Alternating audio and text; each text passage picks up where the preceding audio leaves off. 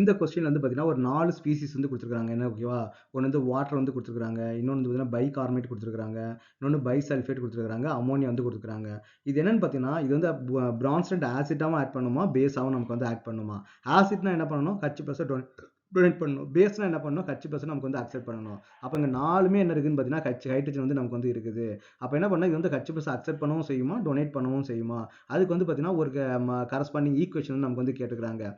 எது இதை அக்செப்ட் பண்ணதுக்கப்புறம் எது கான்ஜுகேட் ஆசிட், எது கான்ஜுகேட் பேஸ் வந்து நம்ம கேட்டுக்கிறாங்க. ஓகே, இப்போ நம்ம வந்து ஃபர்ஸ்ட் நம்ம என்ன பண்ணோம், வாட்டர் மாலிகுல் வந்து நம்ம வந்து எழுதுவோம். ஓகேவா? அப்போ வாட்டர் மாலிகுல் என்ன பண்ணா H+ வந்து நமக்கு வந்து அக்செப்ட் பண்ணிடுச்சு அப்படின்னா, ஒரு H+ அக்செப்ட் பண்ணிச்சு அப்படின்னா என்ன ஆகும் பார்த்தீங்கன்னா H3O+ வந்து நமக்கு வந்து இருக்கும் இல்லையா? அப்போ நமக்கு என்ன ஆகுது, இது வந்து H+ வந்து நமக்கு வந்து அக்செப்ட் பண்ணுது. அப்போ H+ நமக்கு வந்து அக்செப்ட் பண்ணிச்சு அப்படின்னா இது நமக்கு வந்து என்ன இருக்கும் பார்த்தீங்கன்னா பேஸா வந்து இருக்குது. ஏன்னா வாட்டர் மாலிகுல் நம்ம என்ன ஆகுது, H+ வந்து அக்செப்ட் பண்ணுது. அக்செப்ட் பண்ணதுக்கப்புறம் நமக்கு என்ன ஃபார்ம் ஆகுது, இது நமக்கு என்னன்னு பார்த்தீங்கன்னா ஆசிட்டா வந்து நமக்கு வந்து இருக்கும். இப்போ இதே இது வந்து பார்த்தீங்கன்னா H+ அதே வாட்டர் மாலிகுல் எடுத்துப்போமா, அதே வாட்டர் மாலிகுல் H+ நமக்கு டொனேட் பண்ணால் நமக்கு என்ன கிடைக்கும் பார்த்தீங்கன்னா OH- வந்து நமக்கு வந்து கிடைக்கும். அப்போ H+ டொனேட் பண்ணுது. அப்போ இங்கே நமக்கு வந்து இது வந்து ஆசிட்டா வந்து இருக்கும். இது நமக்கு என்னன்னு பார்த்தீங்கன்னா பேஸா வந்து இருக்குது. அப்போ வாட்டர் மாலிகுல் என்ன பண்ணுதுன்னு பார்த்தீங்கன்னா ஆசிட்டாகவும் பிஹேவ் பண்ணக்கூடிய கெப்பாசிட்டி இருக்குது, பேஸாகவும் பிஹேவ் பண்ணக்கூடிய கெப்பாசிட்டி வந்து இருக்குது. நெக்ஸ்ட் என்ன பண்ணுவோம், HCO3 வந்து எடுத்துப்போம். அப்போ HCO3- இல்லையா?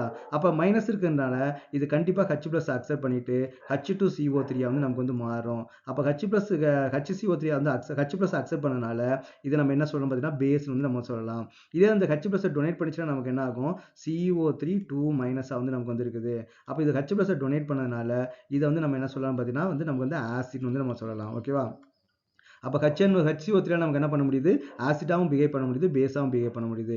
நெக்ஸ்ட் வந்து பார்த்தீங்கன்னா HSO4 வந்து நம்ம எடுத்துப்போம். அப்போ HSO4- இது என்ன பண்ண முடியும், H+ நமக்கு வந்து டொனேட் பண்ண முடியும். அப்போ H+ டொனேட் பண்ணிச்சு அப்படின்னா SO4 2- வந்து நமக்கு வந்து மாறும். அப்போ H+ நமக்கு டொனேட் பண்ணுது அப்படின்னா இது இனிஷியல் நமக்கு என்ன ஆசிட்டா வந்து நமக்கு வந்து பிஹேவ் பண்ணும். அட் த சேம் டைம் இது வந்து H+ அக்செப்ட் பண்ணிட்டு நமக்கு என்ன H2SO4 நமக்கு வந்து மாற ஆரம்பிச்சிருக்கு. ரைட்? அப்போ நமக்கு என்ன ஆகுது, HSO4 நமக்கு எப்படி பார்த்தா பேஸா வந்து நமக்கு வந்து பிஹேவ் பண்ணுது. பேஸா வந்து நமக்கு வந்து பிஹேவ் பண்ணுது.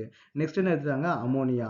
அப்போ அமோனியா NH3 ஒரு H+ வந்து நமக்கு வந்து அக்செப்ட் பண்ணிடுச்சு அப்படின்னா அது NH4+ வந்து நமக்கு வந்து மாறும். அப்போ இது வந்து H+ அக்செப்ட் பண்றதுனால இது நமக்கு எப்படி இருக்குன்னு பார்த்தீங்கன்னா பேஸா வந்து இருக்குது. இதே ஒரு H+ டொனேட் பண்ணிச்சுன்னா நமக்கு என்ன ஃபார்ம் ஆகும், NH2- வந்து நமக்கு வந்து ஃபார்ம் ஆகும். அப்போ இது H+ டொனேட் பண்றதுனால இது நமக்கு எப்படி இருக்குன்னு பார்த்தீங்கன்னா ஆசிட்டா வந்து இருக்குது. அப்போ சில மாலிகுல் பார்த்தீங்கன்னா ஆம்பியோட்டிக் நேச்சர் வந்து இருக்குது. அதனால H+ டொனேட் பண்ணவும் முடியும், அக்செப்ட் பண்ணவும் முடியும். அப்போ இது வந்து ஆம்பியோட்டிக் நேச்சர் நம்ம சொல்லுவோம். ஓகே.